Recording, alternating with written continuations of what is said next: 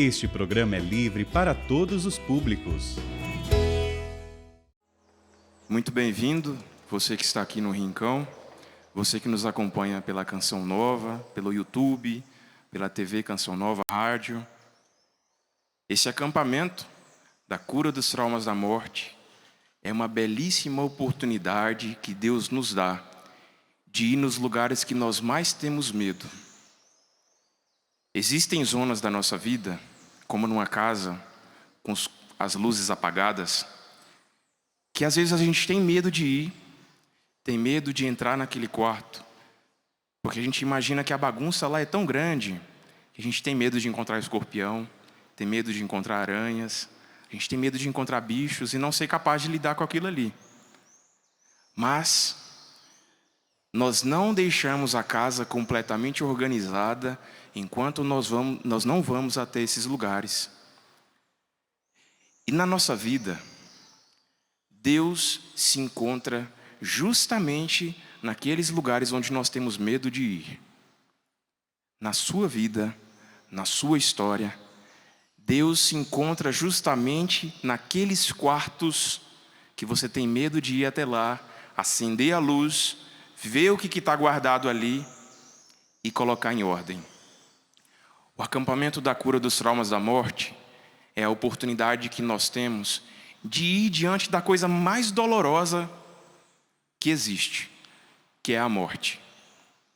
O único mal irremediável, dizia o famoso Chicó do Alto da Compadecida, o João Grilo. O destino de tudo aquilo que é vivo, porque tudo que é vivo morre.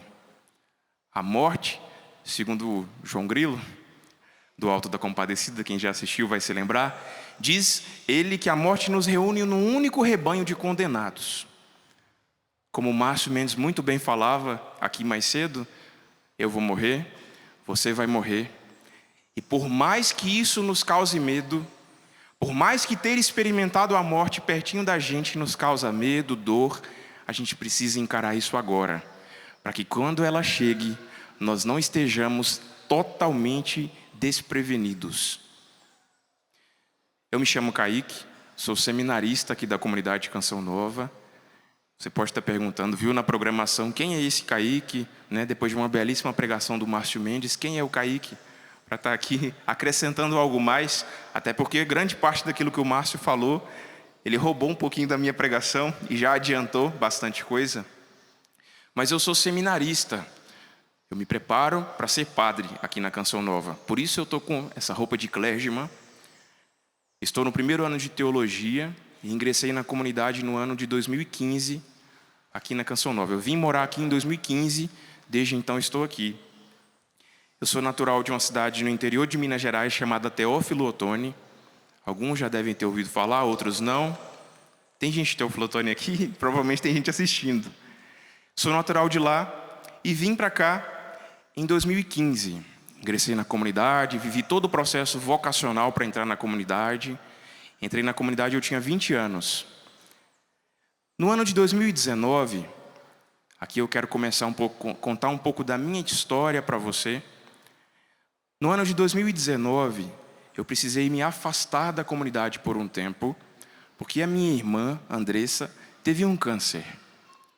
Então eu precisei me ausentar, pedir uma licença, assim como você pede licença do seu emprego, se você precisa, nós da Canção Nova Missionários, que não temos a vida perfeita, que também temos problemas, que nossos familiares também adoecem e morrem, precisamos pedir licença de vez em quando e cuidar da nossa família. Minha cidade fica muito longe daqui, minha irmã morava sozinha, me afastei e fui cuidar dela, lá na minha cidade. Precisamos, por causa da doença dela, ir para outra cidade, chamada Muriaé, também em Minas Gerais. E lá, durante o tratamento da minha irmã, que eu vou dar mais detalhes para você amanhã, às 11h15 da manhã, hoje eu quero contar outra parte da minha história. Lá nesse hospital de câncer, eu conheci um menininho chamado Guilherme. Guilherme tinha 7 anos, Guilherme tinha uma leucemia aguda, bem branquinho, não tinha mais cabelo quando eu conheci ele. E ele passava o tempo no hospital com a avó dele. As internações dele para quimioterapia eram muito longas, porque quem já acompanhou alguma pessoa que faz tratamento de câncer sabe que a imunidade cai muito. E essa pessoa às vezes precisa ficar por semanas, meses no hospital. Era o caso do Guilherme. Ele ficava muito tempo lá e eu, com a minha irmã no quarto, acompanhando ela no tratamento, muitas vezes ouvia um carrinho de brinquedo andando pelos corredores do hospital. E eu fiquei curioso para saber quem era aquela criança que estava andando com um carrinho de brinquedo pelo hospital. Conheci o Guilherme, tinha uma sala de jogos lá, comecei a passar um tempo com o Guilherme, jogando videogame. A gente jogava futebol, às vezes eu deixava ele ganhar, às vezes eu perdia de propósito para ele ganhar. E ali eu fui me entrelaçando com a família do Guilherme, criando um vínculo grande com uma pessoa que até então eu nunca tinha visto, mas que tinha uma doença grave e estava ali internado. Comecei a ajudar a avó dele, passava o tempo ali, comecei a brincar com ele nos corredores. Quem já foi num hospital de câncer já viu que tem uma bomba de quimioterapia bem grande, que fica num suporte assim grande, num pedestal, e a pessoa fica com vários catéteres assim ligados para o remédio entrar. E aquilo é pesado. Então, toda vez que eu ia pegar o Guilherme para jogar videogame, eu pegava e arrastava aquele carrinho. Como ele era bem levinho, eu descobri que dava para colocar ele em cima daquele carrinho lá, daquela bomba, e sair puxando ele pelo hospital com a bomba ligada. Então, era uma diversão. Eu me divertia com o Guilherme, ele se divertia comigo. A gente saía brincando pelo corredor do hospital, e eu criei um vínculo muito grande com o Guilherme. Quando a pessoa faz quimioterapia, os efeitos colaterais são mais desgastantes e destroem mais o corpo da pessoa do que o próprio câncer em si. Deteriora muito a saúde da pessoa, a pessoa fica mal, tem enjoo, a imunidade cai, a pele descama muitas vezes. E o Guilherme, numa sessão de quimioterapia, ficou muito mal com os efeitos colaterais do remédio, que é natural. O Guilherme teve uma parada cardiorrespiratória e precisou ir para a UTI. Estava tomando café da manhã, 7 anos, e precisou ir para a UTI. A avó dele me ligou, desesperada: Kaique, o Guilherme não está bem, foi para a UTI, vem visitar ele. Naquela época não tinha ainda Covid, então podia visitar com muita tranquilidade. Eu fui visitá-lo numa tarde, rezar por ele, e eu tomei um susto muito grande quando eu entrei na UTI, porque eu vi o Guilherme com a pele descamando de um jeito que não parecia mais uma criança de 7 anos. Parecia o próprio Jesus, que tinha sido machucado. Estava deitado ali na cama, em coma induzido, porque ele sentia muita dor. Não podia tocar nele, porque se tocasse nele a pele se rasgava e saía sangue. Então ele sentia dor, por isso era mantido, sobre remédios para dormir. E o Guilherme ali ficou. Ali eu rezei com ele junto o texto da misericórdia. Rezei por ele ali sem ele perceber que eu estava ali. E ficou assim vários dias na UTI. Eu pedi que o padre do hospital fosse lá para dar a unção dos enfermos. O padre foi, deu a unção dos enfermos nele, o último sacramento. Deu para ele ali. E ele ficou assim, melhorava um pouquinho, piorava, melhorava um pouquinho, piorava. Até que por fim o Guilherme não resistiu. Me lembro que eu estava na missa, às 3h, e o telefone tocou. Era a dona Penha, a avó do Guilherme, me ligando e dizendo: Kaique, Guilherme morreu. Meu coração doeu muito por ouvir que a vida dele, de 7 anos, que mesmo na doença demonstrava alegria, queria viver, tinha sido ceifada. Então eu terminei a missa, saí da missa, fui para o hospital. E quando eu cheguei no hospital, já tinham tirado o Guilherme da UTI. Então a avó dele me perguntou: Kaique, você quer ver o Guilherme? Eu falei: quero. Então a equipe do hospital se organizou para que eu entrasse no necrotério, onde fica. Eu entrei com o coração gelado, não de medo, mas por ver uma situação tão dura como aquela. E quando eu entrei, eu vi o Guilherme lá. Era chocante, Ele ali, sem vida, sem respiração, sem dor também, mas sem vida, sem hálito de vida. Essa é a impressão mais forte que eu tive da morte até hoje na minha vida. Eu entrando naquele necrotério e vendo aquele garotinho de 7 anos que tinha uma vida pela frente, rendido ali por causa de um câncer, por causa dos efeitos desse câncer. E uma coisa ressoou no meu coração, uma tentação, mesmo eu sendo um homem de fé, mesmo já sendo seminarista, uma coisa veio no meu coração. Parecia que Deus tinha desfeito todos os sonhos que existiam para a vida dele. Eu tomei consciência dessa frase quando hoje de manhã eu conversava com essa moça que está sentada aqui no canto, a Rebeca. Rebeca, ela é minha irmã de turma, de comunidade. Ela trabalha nos eventos da Canção Nova, ela é missionária. E ela perdeu o pai há 4 meses. Vai fazer 4 meses que o pai dela faleceu. Às vésperas do aniversário dela, o pai dela passou mal de noite e faleceu. E hoje a Rebeca foi me buscar em casa para vir para cá. E aí a gente conversava rapidinho, 5 minutos da minha casa para cá.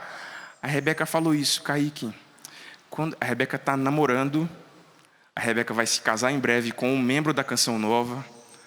A Rebeca sonhava provavelmente em ver o pai dela entrar com ela. A Rebeca tinha muitos sonhos. E a Rebeca falou assim comigo: Kaique, a sensação de perder alguém é como se Deus tivesse desfeito todos os meus sonhos. Não foi que você me disse isso?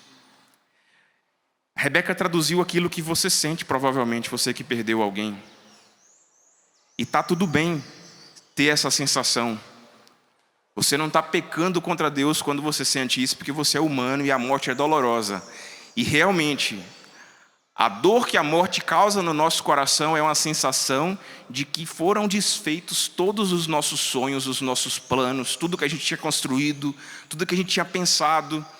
Seja uma criança, um idoso, a gente nunca está pronto, como o Márcio falava, nunca está preparado e pensa que nunca vai ser hoje. Mas quando chega, repentinamente, a sensação de desconstrução de sonhos. Eu contei isso para contar do Guilherme, mas agora eu quero contar um pouco da minha história para você, porque a experiência de ver o Guilherme deitado naquela maca no necrotério foi a mais forte visual que eu tive da morte, mas não foi a primeira experiência que eu tive com a morte e não será a última. Eu sei disso. O que eu vivi, vou contar para você, cada um vai viver há um tempo. Só que Deus caprichou comigo, que Ele me deu tudo em pouco tempo. Quando eu era criança, eu era uma casa normal. Eu sou o filho caçula. Tenho 2 irmãos. A Andressa, que é 7 anos mais velha que eu. Hoje eu tenho 28 anos. A minha irmã faz 35 anos esse ano. Meu irmão Victor, 2 anos mais velho que eu. Completaria 30 anos agora, em outubro. Dia 13 de outubro, aniversário dele. Era uma casa comum. Meus pais eram casados na igreja. E apesar de não ter muito conhecimento sobre a fé, os meus pais educaram a gente a ir na missa nos domingos, a ir à catequese, a participar da igreja, a fazer leitura na missa. A gente não entendia muito bem o sentido do que estava acontecendo, mas a gente sabia que tinha que ir. Então a minha casa era uma casa normal.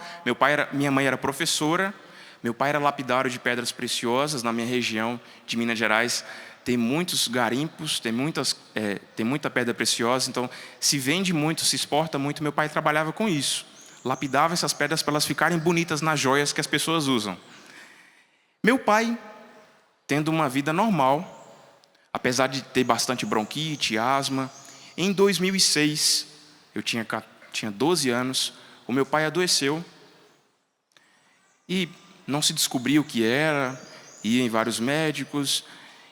Até que, por fim, descobriu que o meu pai sentiu um cansaço muito grande, meu pai perdeu muito peso, meu pai tinha enfisema pulmonar.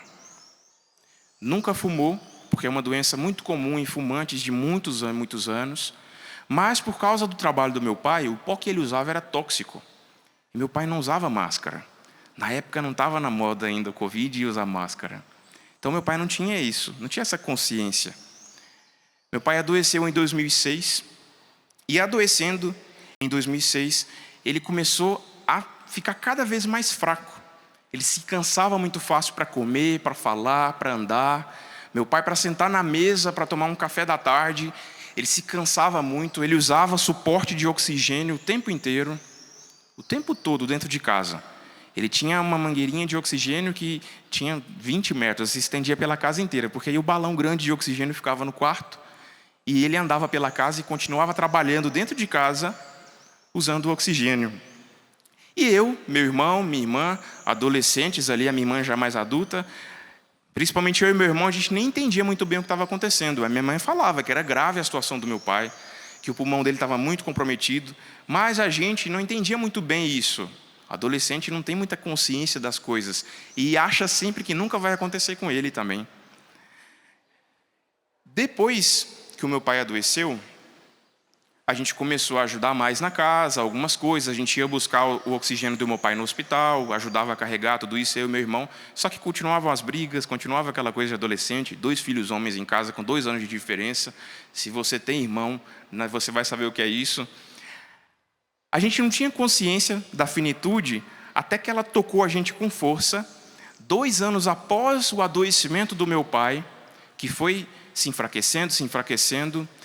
Meu pai adoeceu em 2006, como eu te disse. Em novembro de 2008, o meu irmão Victor, que era apaixonado por bicicletas, foi atropelado. Meu irmão tinha acabado de começar a trabalhar, tinha feito 16 anos, estava começando a receber os primeiros salários dele, estava equipando a bicicleta dele, porque ele gostava muito de bicicleta, como eu te disse. Ele saiu num sábado à tarde de casa para ir fazer um circuito de mountain bike. Jovem gosta muito disso. E meu irmão cometeu o infeliz erro de segurar na traseira de um caminhão. E segurando na traseira de um caminhão para pegar a velocidade e entrar nesse circuito que ficava na beira da estrada, ele caiu, se desequilibrou, foi atropelado por outro caminhão. E meu irmão Victor, com 16 anos, no dia 8 de novembro de 2008, ele teve traumatismo craniano. Ele teve politraumatismo, porque todo o corpo dele ficou por baixo do caminhão, né? Meu irmão faleceu na hora. Não teve chance para ele.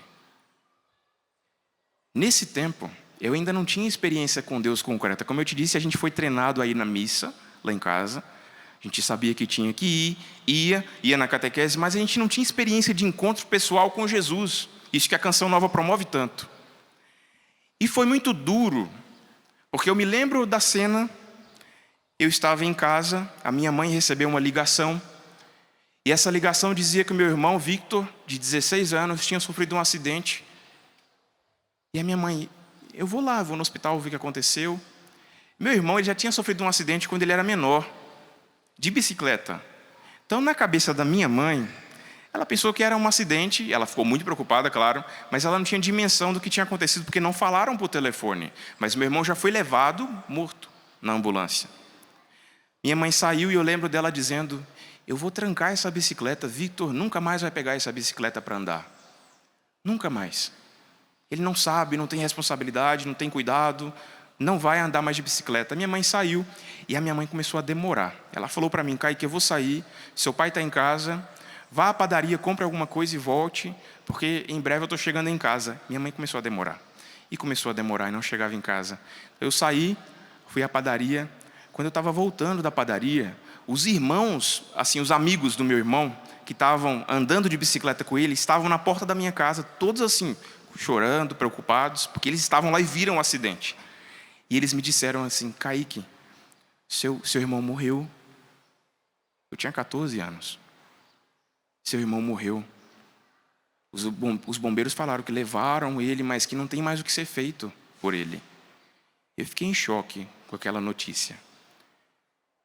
Por quê? Eu não sabia se era verdade o que eles estavam dizendo, não queria acreditar que era verdade, e não acreditando que era verdade, se fosse verdade, eu não podia entrar para dentro de casa, minha mãe não tinha chegado do hospital ainda, e falar com meu pai, porque meu pai doente, com o pulmão comprometido, o coração enfraquecido por causa da doença também, e vários outros órgãos, eu não ia entrar para minha casa e falar aquilo para o meu pai sem ter certeza. Então eu entrei para minha casa e fiquei quietinho com aquele sentimento no coração de que alguma coisa muito ruim tinha acontecido. Foi questão de tempo até a rua da minha casa começar a se encher de pessoas.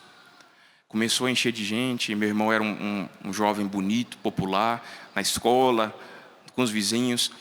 E então minha família veio, meus tios vieram, acalmaram meu pai, deram notícia para o meu pai. Eu lembro da minha mãe chegando em casa, sofrida, chorando, sem saber o que estava acontecendo, e me dando a notícia de que meu irmão realmente tinha falecido. Lembro direitinho do outro dia, o velório do meu irmão. E você que está assistindo a gente, você que está aqui no Rincão, pode ir lembrando também dos sentimentos que você teve nos velórios das pessoas que você amava. Foi um dia muito difícil. E às vezes parece que fica um apagão, assim, porque você não sabe direito o que está acontecendo e você está reagindo ali. Lembro do meu irmão ali no caixão, lembro daquele local cheio, um dia quente, triste, as pessoas muito tristes por causa da morte do meu irmão. Lembro que na hora de descer o caixão do meu irmão no cemitério, nós fomos para o cemitério, foi um comboio, muita gente. Na hora de descer o caixão para a sepultura, a minha mãe chorava muito e o céu começou a fechar. Depois de meses sem chuva, minha região fica muito tempo sem chuva, começou a chover, muito, ali naquele cemitério. E a minha mãe falava: meu filho, o céu está chorando por você. Meu filho, o céu está chorando por você. E todos nós ali muito emocionados, chorando também. E realmente era aquilo que Deus sentia. Realmente era aquilo que Deus fazia. Deus estava chorando junto conosco. Na sua história, na sua vida, na hora que você estava chorando, Deus estava chorando junto com você, na sua dor. Passou aquele velório, voltamos para casa com uma sensação de exaustão muito grande. Quem vive a perda de alguém sabe como que se fica depois nos dias. Uma sensação de exaustão, de cansaço, muito grande.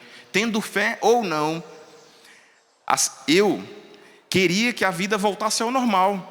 As pessoas que iam na minha casa, visitavam, é aquele monte de visita. Tem gente que não sabe visitar doente e gente que perdeu alguém. Tem gente que não sabe o que falar, então é melhor não falar nada, só visite em silêncio. Às vezes é melhor deixar a pessoa quietinha por um tempo, cada um tem uma forma de reagir.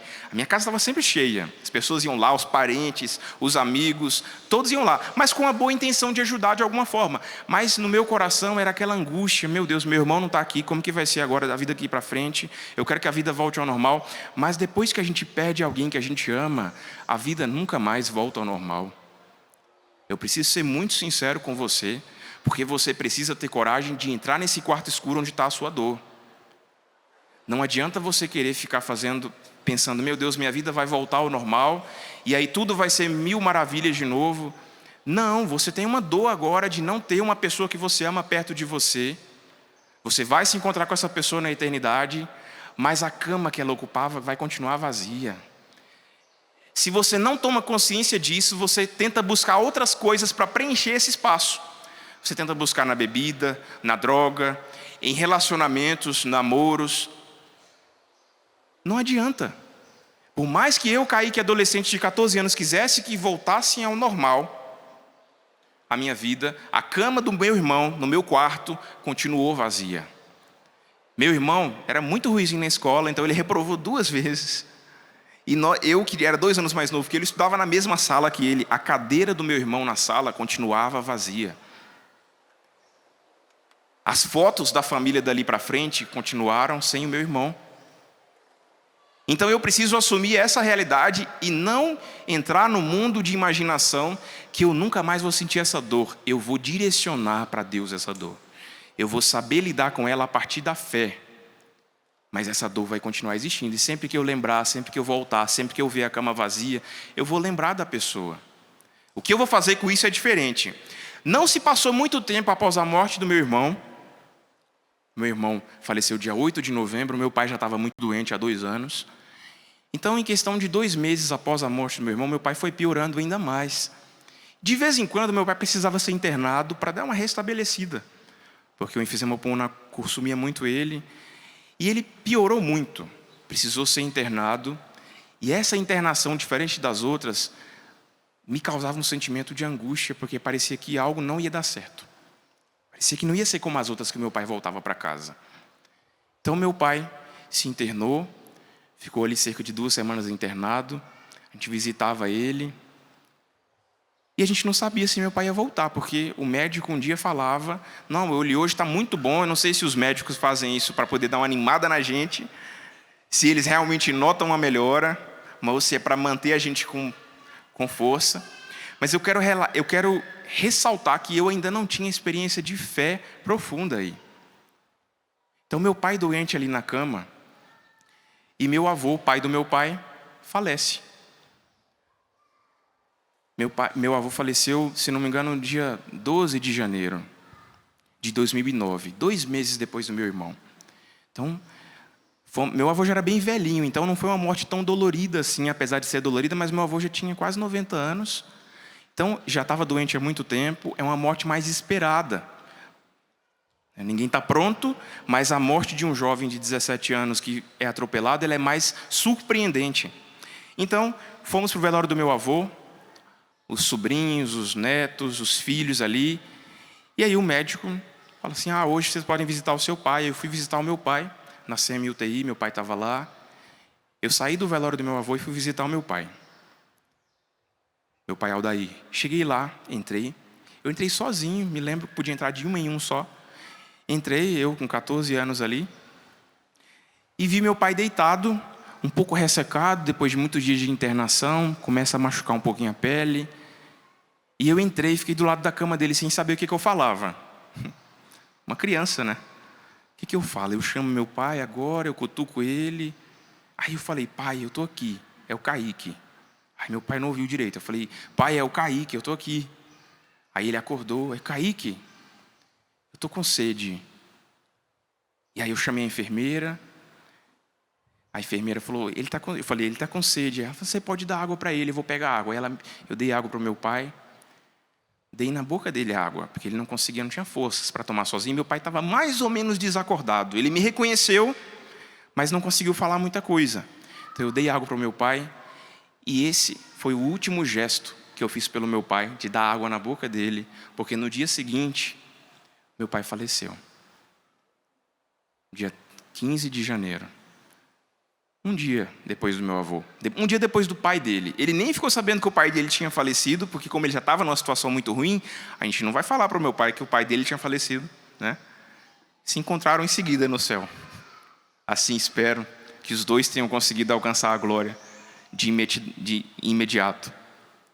E eu lembro que dei água para o meu pai, ele faleceu. Eu lembro da cena dolorosa que foi quando, no dia à noite que o meu pai faleceu, o hospital ligou para minha casa. Eu, ali adolescente, corri, atendi o telefone. Eu atendi o telefone. E aí, a gente já estava naquela angústia, né? Meu avô tinha falecido, meu Deus, quanto sofrimento. E agora, meu pai...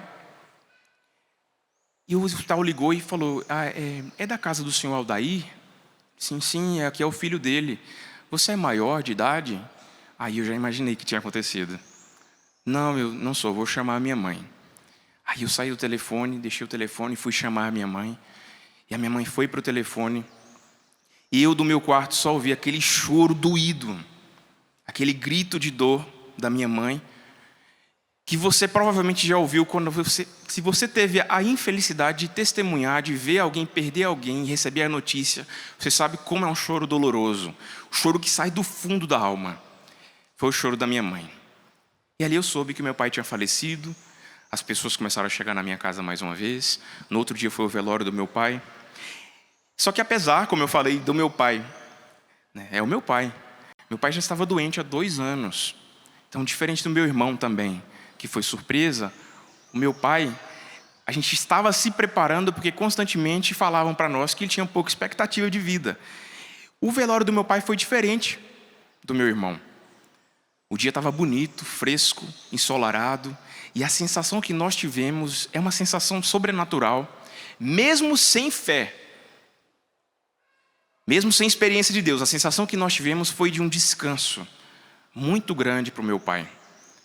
Um descanso de um sofrimento e um alívio muito grande. Parecia que o meu pai tinha sido aliviado e esse alívio alcançava a gente. Então, quando meu pai faleceu, eu, sem experiência de fé, comecei a viver 2 anos da minha vida me questionando muito sobre o sentido da própria vida. Desde criancinha eu sempre fui muito chato e sempre perguntei muito sobre isso, para mim mesmo. Por que eu estou aqui? Por que eu vivo? Por que eu estou vivo? Por que Deus me criou? Né? Acho que todo mundo se pergunta isso. Por que existe o mal? Porque, se Deus é bom, por que acontece tanta coisa ruim? Sempre me perguntei isso. Eu comecei a viver esses 2 anos fazendo essas perguntas, mas com uma sensação de estar vivendo no automático. A vida foi passando. Eu estava no ensino médio, estudando, falava que queria fazer medicina na minha vida, né? Falava que queria estudar medicina, mas não era uma coisa concreta que era pautada numa experiência de Deus mesmo. Só que durante esses 2 anos após o falecimento do meu pai, eu tive a oportunidade de participar de um retiro de jovens. E nesse retiro de jovens eu tive um encontro pessoal com Jesus. Qualquer um que tente explicar para você um encontro pessoal com Jesus não vai conseguir fazer muito bem, porque é algo sobrenatural. Eu fui para um fim de semana sem esperar nada nesse encontro. E ao longo das pregações, ao longo das músicas, aquilo que iam cantando, aquela sensação de vazio que eu tinha, parecia que ela foi ficando anestesiada. A sensação de dor que eu tinha, constante ali, foi ficando anestesiada porque eu estava ouvindo mais sobre uma fé que eu dizia ter, mas não tinha experimentado. Então eu comecei a me abrir naquele fim de semana e tive um verdadeiro encontro com Deus, principalmente no último momento desse retiro, quando a minha mãe Marisete, tem um momento nesses retiros de jovens assim, que normalmente a família vai até o retiro, né? Talvez você já participou, já foi até um encontro desses. A família estava, só que é surpresa para os jovens. Quando eu cheguei no final do encontro, eu vi a minha mãe num salão grande assim, e eu comecei a chorar muito, eu não sabia por quê, mas na verdade era a dor que estava sendo expressada ali. E a minha mãe me abraçou e me disse assim: meu filho, nós somos vencedores porque nós temos Deus. Se você não tiver Deus, se considere um fracassado. Ela não falou isso estou falando para você agora. Minha mãe falou: se nós somos vencedores porque nós temos Deus. Ali, no momento que eu estava tendo o meu encontro pessoal com Jesus, a minha mãe estava me ensinando o maior segredo para lidar com a dor da morte, com a dor da existência, o sofrimento. Nós somos vencedores porque temos Deus. Sabe por quê? Se você não tem Deus, a sua vida é uma piada de mau gosto. Se não existe uma vida eterna, um céu, se não existe a chance de você um dia se alegrar e reencontrar com as pessoas que você ama, a sua vida não faz sentido. E a minha mãe, na simplicidade dela, sem entender muito de Deus, sem entender muito de teologia, me disse a maior verdade de todas. Só que não parou por aí. Eu comecei a me engajar muito na igreja depois disso. E encontrei o sentido da minha vida, é o próprio Deus. E comecei de fato a experimentar e viver. Eu rezava, comecei a rezar de verdade. E tinha sentido, buscar a Deus tinha sentido. A minha mãe adoeceu. Minha mãe Marisete, 2 anos depois do meu pai, de repente, adoeceu em casa, com algo que parecia uma simples gripe. Essa gripe não passava. Minha mãe, assim, eu morava sozinho com a minha mãe, porque a minha irmã mais velha morava em outra cidade, estudando. Eu com a minha mãe, ali, eu com 16 anos, levei a minha mãe para o hospital, falei com a minha irmã que a minha mãe não estava bem. Os médicos suspeitaram de várias e várias coisas. Até que, por fim, descobriram que a minha mãe tinha alguns cistos no cérebro. Só que quando descobriram isso, a minha mãe já estava inconsciente. Minha mãe ficou assim, inconsciente por um bom tempo. Dentro da UTI inconsciente, ela teve uma pneumonia. Essa pneumonia virou uma infecção generalizada. E eu nunca mais vi a minha mãe consciente. Eu sinto falta da minha mãe. Sinto falta de quando eu chegava em casa e ela estava ali e fazia um café. Sempre gosto de falar desse exemplo do café quando eu conto a minha história, porque existem lembranças que você traz das pessoas que você perdeu, que vão sempre ser gatilhos. Sempre que eu chego na minha casa e tem um cheiro de café, aqui no seminário da Canção Nova, eu lembro da minha mãe. Sempre que eu pego alguma coisa da faculdade, para os papéis da faculdade, eu lembro que a minha mãe tinha muitos papéis, porque ela era professora. Tem gatilhos. Tem coisas. Sempre que eu sinto cheiro de limpeza, de conforto, aquele lençol bem limpinho, que você põe na cama depois que acabou de lavar, com aquele cheirinho de amaciante, sinto falta da minha mãe. Minha mãe faleceu no dia 13 de outubro de 2008, no dia do aniversário do meu irmão Victor, que faleceu. Minha mãe faleceu em 2011, me confundi nas datas, que é muita gente que morreu, né? Até confunde as datas da gente. Então, meu irmão faleceu dia 8 de novembro de 2008. Meu pai, 2 meses depois do meu irmão, dia 15 de janeiro de 2009. E a minha mãe, 2 anos depois, dia 13 de outubro, no dia do aniversário do meu irmão, dia da última aparição de Nossa Senhora de Fátima, quando ela fez o milagre do sol, lá em Fátima, Portugal. Me lembro que a minha mãe ficou vários dias em coma. A gente também ficou naquele dilema se minha mãe ia sobreviver ou não. A gente ia visitar a minha mãe, eu entrava, mas a minha mãe não tinha reação. Diferente do meu pai, minha mãe estava em coma mesmo, ela não entrava, não tinha reação.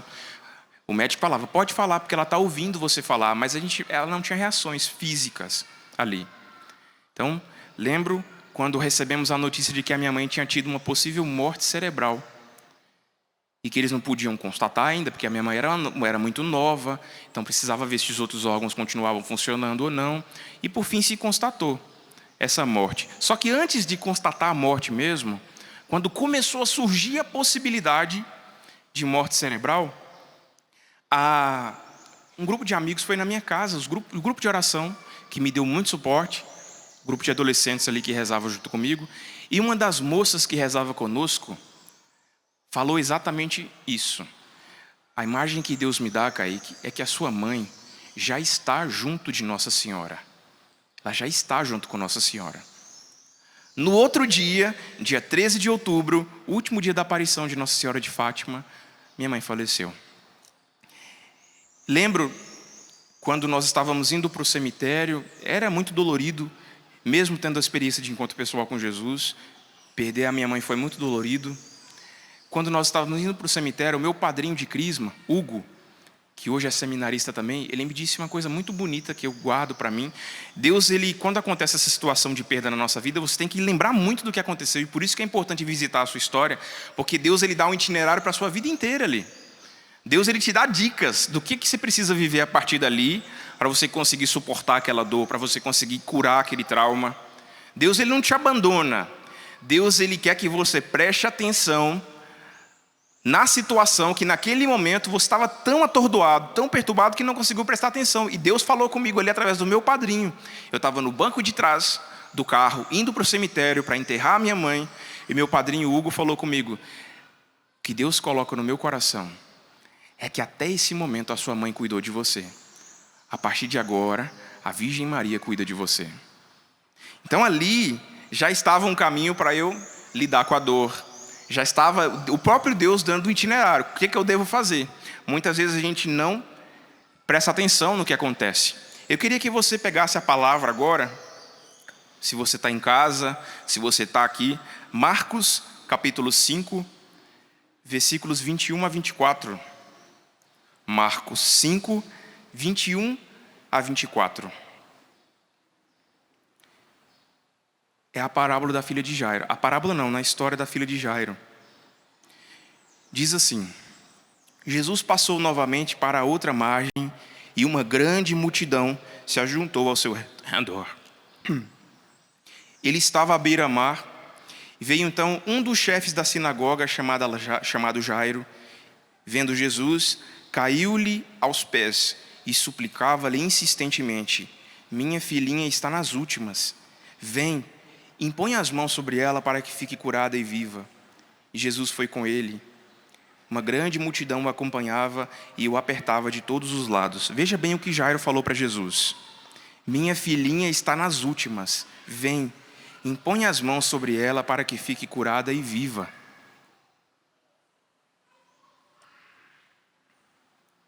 Assim como Jairo, eu rezei. Eu acredito que assim como Jairo, você também rezou, você que perdeu alguém que você ama. Você também foi até Jesus e pediu a Jesus que Ele curasse a pessoa que você amava. Você pediu a Jesus que revertesse aquela situação, que aquela doença não piorasse. Eu tenho certeza que com pouca fé, muita fé, você pediu a Deus. Na morte do meu irmão, que foi surpresa, e ainda não havia vida interior, tudo foi mais doloroso. O meu pai, que já estava doente, como eu disse para você, não foi uma morte surpreendente. E como falei, de forma sobrenatural, a gente sentiu aquele aconchego do meu pai, de fato, ter sido aliviado de muito sofrimento. Só que na morte da minha mãe, eu já tendo tido um encontro pessoal com Jesus, já tendo conhecido que Deus, de fato, é capaz de transformar a vida das pessoas, Deus de fato faz milagres, Deus na palavra curou pessoas. Assim como já eu rezei, eu busquei a Deus. Eu chegava do hospital, quando eu ia visitar a minha mãe, eu pegava o terço, eu me enrolava embaixo do cobertor e eu rezava. rezava pedindo a Deus que mudasse, que no outro dia a gente recebesse uma notícia boa, que a minha mãe melhorasse. Eu pedia isso, eu suplicava. Era uma adolescente, 16 anos. Com fé, eu pedia. E Deus não me atendeu. E aí, quando Deus não atende a gente, surge a tentação da raiva, do desespero diante da morte. Por que é que Deus não me atendeu? Essa tentação de que Deus não me atendeu, ela só surge no coração de quem tem uma experiência de Deus. Ela só vai surgir no coração de quem conhece a Deus, de quem de fato tem fé. Por que Deus não me atendeu? Porque quem não tem experiência de Deus não vai rezar. Se vai rezar muito superficialmente. Mas quem conhece a Deus, quem sabe e escuta nas missas todos os domingos, nas pregações, quem escuta que Deus cuida, que Deus cura, que Deus ama, e pede um netinho de 7 anos como o Guilherme, sofre muito. E a tentação da raiva, do desespero, ela pode surgir justamente no coração de quem tem experiência de fé. Na morte do meu irmão e do meu pai, a tentação que existia no meu coração era de me tornar uma pessoa indiferente. Era uma pessoa que não... Deus até existe, mas não cuida muito da gente, não. Escuto isso, mas eu acho que é mais história para consolar quem sofre. Na morte do meu pai e do meu irmão, sem experiência de Deus, a tentação que vinha sobre mim era da indiferença.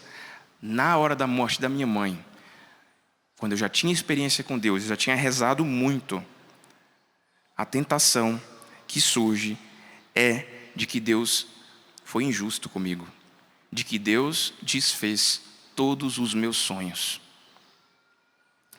A gente se pergunta muito, e você talvez tenha se perguntado, você que está em casa e está aqui, será que eu rezei pouco? Você se perguntou isso diante da morte? Será que eu rezei pouco? Você corre o risco de se culpar. E a culpa é um dos traumas da morte. Será que eu rezei pouco? Será que eu fiz alguma coisa que Deus ele ficou chateado comigo e por isso Ele me castigou com a morte dessa pessoa? Será que...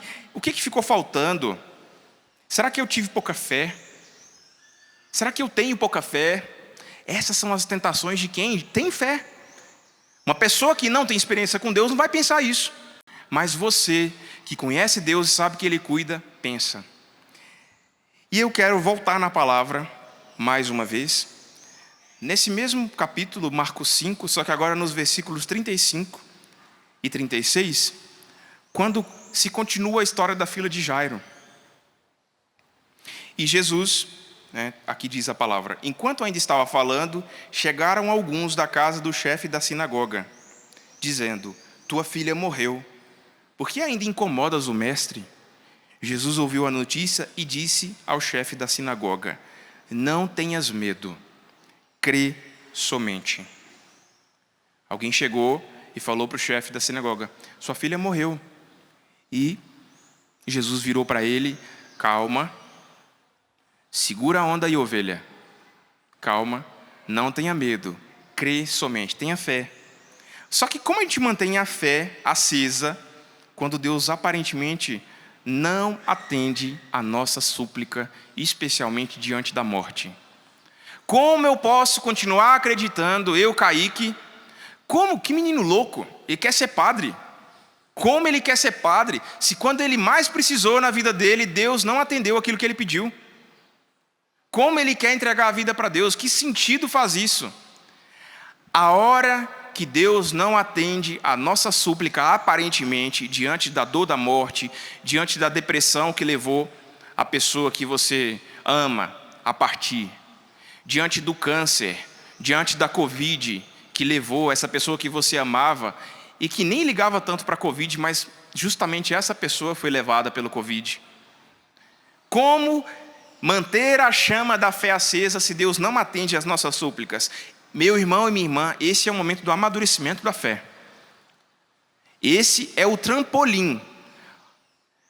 Você tem duas escolhas, ou você desiste, ou você aprofunda a sua fé. O barco treme ali, a tempestade se agita na sua vida. Quando Deus não atende a nossa súplica, da forma como nós entendemos, é o momento do amadurecimento da fé. É o momento que eu vou aprender a confiar em Deus, mesmo quando Ele não me dá o que eu preciso. Mas faz outra coisa que eu não sou capaz de entender, porque eu sou pequeno demais para conhecer os planos de Deus a longo prazo na minha vida. Ah, mas que sentido faz eu perder uma criança de 3 anos? Que sentido faz, Kaique? O Guilherme, de 7 anos, sofrer tanto lá na UTI? Que sentido faz? Não faz sentido. Para nossa mente, para nossa razão, para aquilo que eu e você somos capazes de entender, a morte dessa pessoa que você ama não tem sentido.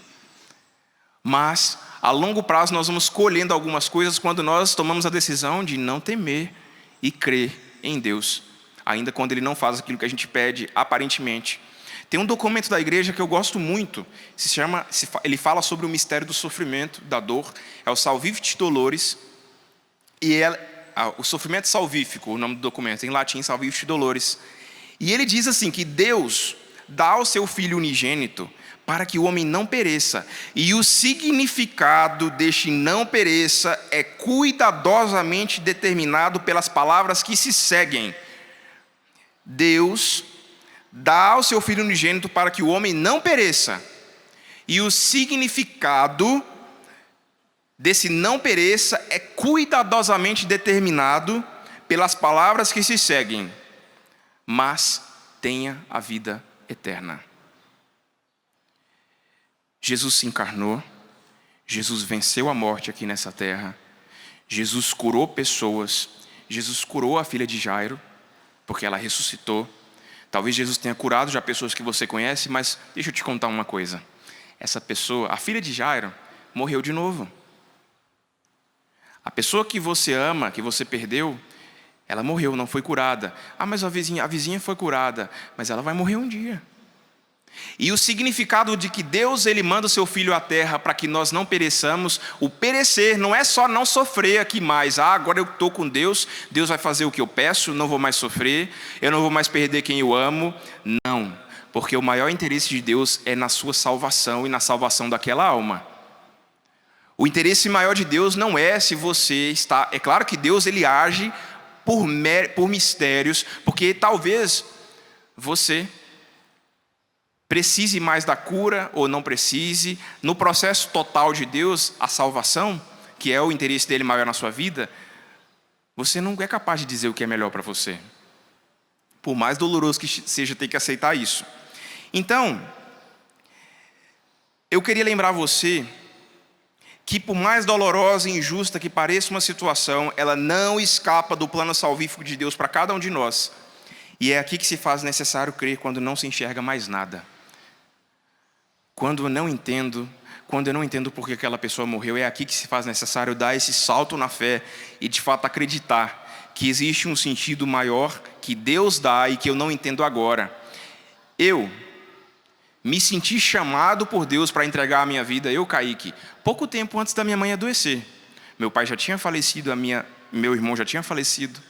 Eu me senti chamado para entregar minha vida por Deus depois de ter o meu encontro pessoal com Jesus. Um mês depois que Deus falou ao meu coração que Ele queria que eu fosse padre, a minha mãe morreu. E eu sei que a morte da minha mãe, por mais dolorosa que seja, ela foi um trampolim para que eu tivesse coragem de dar os passos que eu precisava dar para seguir a minha vocação. Então eu sei e posso falar para você que o sangue da minha mãe, do meu pai e do meu irmão regaram a minha vocação. Eu posso dizer para você que eu estou aqui falando para você agora porque meu pai morreu, porque meu irmão morreu, porque a minha mãe morreu. E tudo que eu vivi desde lá até aqui, mesmo sentindo saudade, só foi possível porque esses fatos aconteceram. Tudo que você é, tudo que você vive hoje, ah, mas a minha vida não está muito boa. Talvez não esteja tão boa agora. E talvez não esteja ao seu olhar. Mas você é capaz de imaginar como estaria a sua vida em outra situação, em outra hipótese? Aos poucos Deus vai mostrando sinais de sentido. E Ele é mestre em se aproveitar de todas as situações. Eu me lembro muito de uma história do livro de Jó. Você conhece Jó? Conhece, né? O livro de Jó é um livro muito bonito e muito emblemático, porque ele põe em questão essa questão da perda do sofrimento. Eu quero ler para você o iniciozinho do livro de Jó.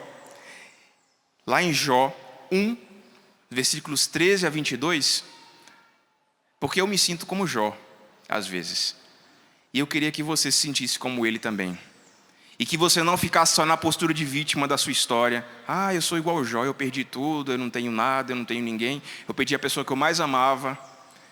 Porque o que Jó fala no final é a postura que você deve assumir. Então Jó 1, 13 a 22 diz para nós assim: ora, um dia em que os filhos e as filhas de Jó estavam à mesa e bebiam vinho em casa do seu irmão mais velho, um mensageiro veio dizer a Jó: assim como a pessoa ligou lá, o hospital ligou para minha casa, assim como os amigos do meu irmão chegaram na porta da minha casa e disseram que o meu irmão tinha morrido, assim como eu recebi a notícia de que a minha mãe tinha morrido, os mensageiros vieram dizer a Jó: os bois lavravam e os jumentos pastavam perto deles.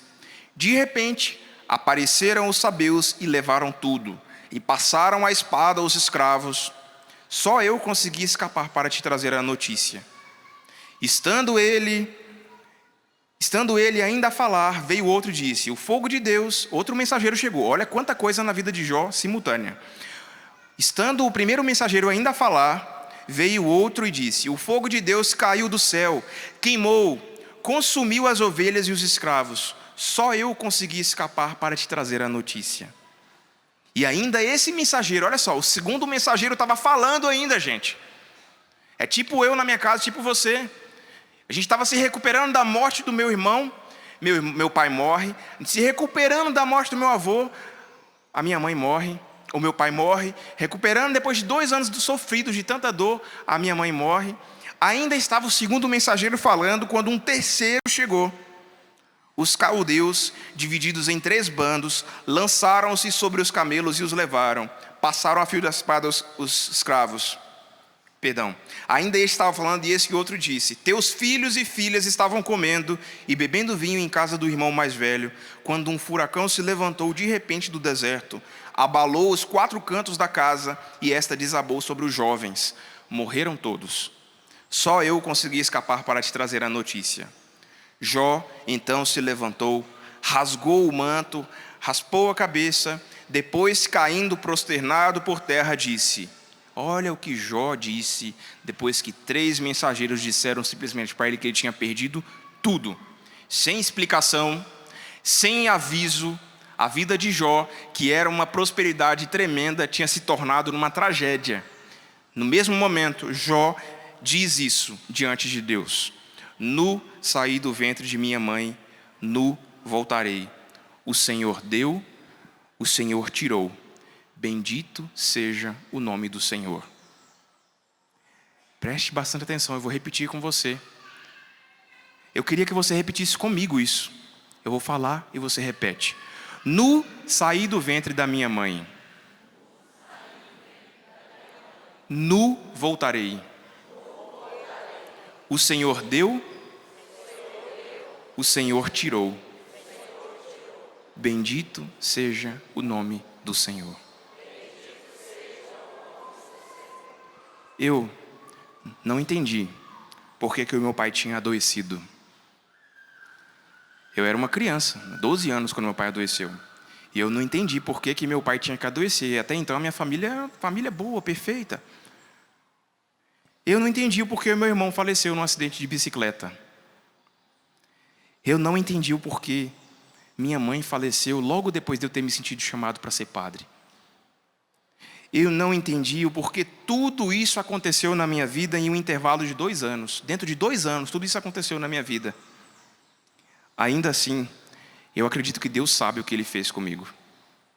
Eu acredito que nada escapa do poder de Deus, nada escapa do plano de Deus para a minha vida.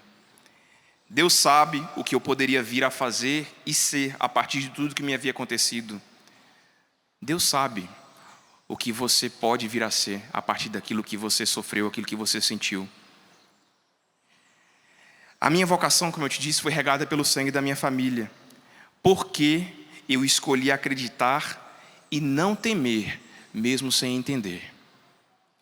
Jesus deu uma ordem hoje na palavra para nós nessa pregação. Não temas, crê somente.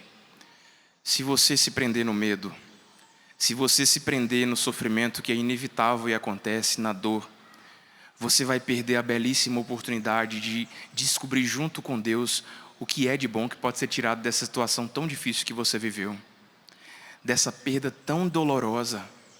O que você aprendeu? Esses dias um casal de amigos meus afilhados, inclusive jovens, ele tem 28 e ela tem 25, se casaram há 2 anos e estavam tentando ter um filho, engravidar há muito tempo. Ela tentando engravidar e assim, tentando na expectativa, jovens, aparentemente sem nenhum problema de saúde que impedisse a gravidez, e eles engravidaram, ela engravidou. Foram lá no seminário, levaram um convite para mim, levaram uma montagem, uma foto, e aí pegaram a foto, colocaram a barriga dela aqui, um dia que nós saímos para comer um hambúrguer juntos.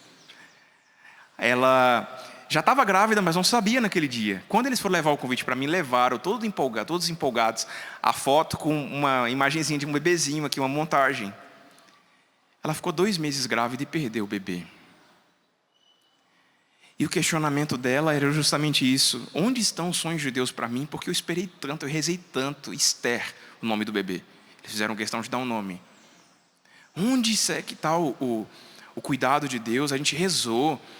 As pessoas trouxeram palavras de profecia, de ciência, né, sobre a minha barriga. Eu rezei por ela. E aí, na imediatidão daquilo que tinha acontecido, no sofrimento, eles ficaram assim bem tristes, bem machucados. E depois, há pouco tempo conversando com ela que já faz uns 3 meses, agora ela está começando a lidar melhor, ela falou: Kaique, como eu e o Mateus, Sabrina e Mateus, o nome deles, como eu e o Mateus a gente está mais próximos um do outro, depois da perda da Esther. Kaique, você não tem noção de que porque o processo de perder um bebê nesse tempo é muito doloroso. Talvez tenha alguém que tenha perdido. Porque a pessoa tem que expelir o bebê. A moça, a jovem, tem que expelir. Às vezes não é na hora, vai saindo aos poucos. Então, às vezes, a grávida que perde um bebê, ela vê o bebê saindo aos poucos, o feto ali, saindo aos poucos, cada vez que ela vai ao banheiro. E para ela foi exatamente assim. Ela falou: Kaique, o Mateus, eu não podia ter casado com um homem melhor.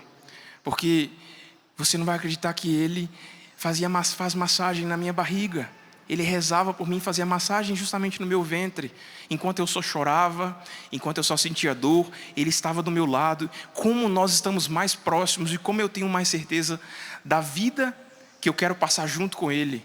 E se a Esté tiver me sido dada por Deus, ela falou assim, se eu tiver ficado grávida da Esté, só para entender isso, já valeu a pena. A vida dela já foi um presente gigantesco para mim. Se os meus pais tiverem vivido apenas para me educar, até o momento em que Nossa Senhora falou: opa, agora é meu. Se a sua mãe tiver vivido, seu pai tiver vivido, o seu avô, até o momento em que você estivesse pronto, já valeu a pena. Ainda que pareça cedo demais, já valeu a pena aquela pessoa ter existido. E Deus hoje está te dando uma ordem para entender isso, como a Sabrina que eu acabei de contar entendeu, para entender isso como eu luto para entender. Não temas, você precisa crer. E assim como Jó, que no meio da dor falou: Deus deu, Deus tirou, bendito seja o nome do Senhor, só é capaz de ter essa atitude, esse gesto, quem de fato tem fé. Quem se apega à sua fé, quem acredita que não vive uma mentira, que aquilo que a gente proclama não é uma mentira. E ainda que só Deus sobre, ainda que tudo dê errado, ainda que eu perca todos que eu ame, Deus permanece. E Ele é digno do meu louvor. Deus não é mau, Deus é bom. E Ele merece o meu louvor. Então eu queria te convidar a ficar de pé um pouco. E eu quero pedir a Deus essa graça para nós hoje. Não temas, crê somente. O primeiro trauma que eu queria que você fosse curado nesse acampamento, ainda vão vir muitas curas até amanhã. Eu queria que você abrisse mão da sua racionalidade em tentar entender. E não importa como foi que morreu a pessoa que você ama. Se foi uma doença, se foi suicídio. aquilo que existe entre eu e Deus, entre você e Deus, a misericórdia de Deus, ela é muito maior do que nós somos capazes de imaginar. Aquilo que acontece entre aquela pessoa e Deus até o momento que ela chega até Deus, até diante do juízo particular, é muito mais misterioso e insondável do que está escrito. Então eu queria que você agora colocasse a mão no seu coração e queria que você renunciasse agora diante de Deus para assumir a sua fé, renunciasse o desejo de entender o porquê. Que você renunciasse agora com as suas palavras, dizendo para Deus que você não entende, que dói, que parece que a sua vida seria melhor se essa dor não tivesse te machucado, não tivesse acontecido. Mas que você hoje, aqui na Canção Nova, na sua casa, onde você estiver, que você abre mão de se perguntar pelas razões, pelos motivos, porque você se reconhece como pequeno demais para ser capaz de entender aquilo que Deus tinha no coração quando Ele permitiu que você perdesse essa pessoa que você ama. Jesus, eu me reconheço como muito pequeno e prepotente, porque eu quero entender algo que eu não sou capaz. Eu quero ser inundado com a fé que me afirma que tudo que o Senhor faz é bom e que tudo que o Senhor realiza na nossa vida, na minha vida, Jesus, tem um sentido, tem uma razão. E o Senhor se aproveita dos imprevistos, das injustiças. Foi assim na história do povo de Deus, é assim na minha história, é assim na sua história. Deus não desfez os seus sonhos quando essa pessoa partiu. Deus não desfez aquilo que você sonhou para o seu casamento quando você perdeu o seu esposo. Deus não desfez os sonhos que Ele tem para você. Talvez uma curva na estrada tenha acontecido. Talvez uma vírgula nessa história de fato tenha sido colocada, ou um ponto para começar a escrever um novo parágrafo. Mas Deus sabe exatamente o que Ele está fazendo com você. Deus sabe exatamente aonde é que está indo a sua vida. E com misericórdia Ele te ama. Então eu quero que você louve a Deus. Senhor, nós te louvamos agora, já no final. Nós queremos te louvar com toda a verdade do nosso coração, Jesus. Te louvamos porque o Senhor é bom. E o Senhor merece o louvor, mesmo quando nós não entendemos. E nós vamos cantar essa música agora do fundo do nosso coração. Você com a mão no peito, com o coração fechado. Pensa agora na sua dor. Vai no seu quarto escuro, no quarto escuro da sua vida, onde está essa dor que você não quer tocar, porque Deus está aí. Mergulhe agora na sua história e louve a Deus. Louve na dor agora, mesmo na tempestade. Cantemos. Mesmo na tempestade,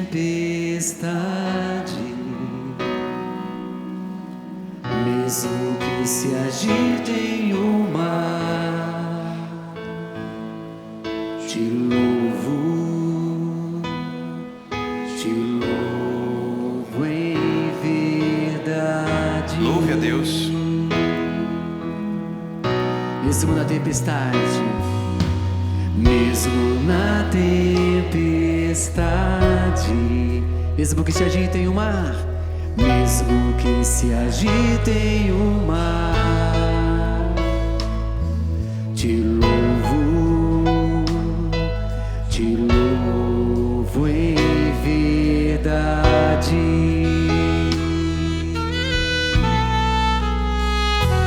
Pois somente Deus